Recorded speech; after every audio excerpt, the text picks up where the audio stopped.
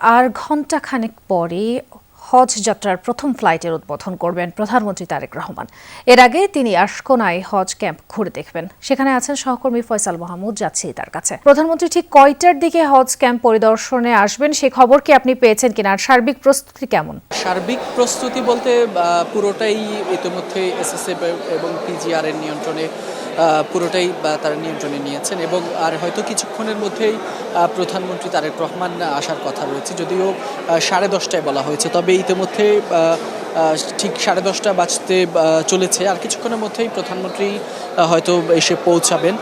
তবে এদিকে প্রধানমন্ত্রীর আগমনকে ঘিরে পুরো যে হজ ক্যাম্পটি পুরোটাই কিন্তু নিয়ন্ত্রণে নেওয়া হয়েছে। পুলিশ, সেনাবাহিনী, পিজিআর এবং এসএসএফের পক্ষ থেকে পুরোটা কর্ডন করা হয়েছে।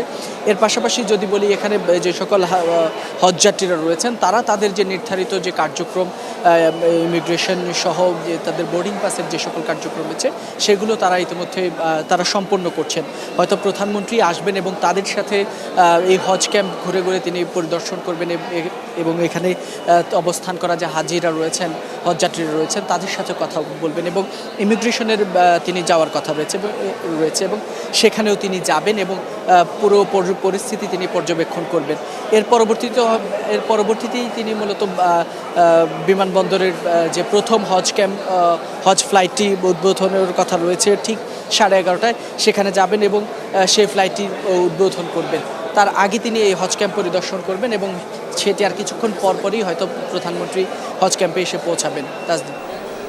যুক্ত হওয়ার জন্য ধন্যবাদ ফয়সাল।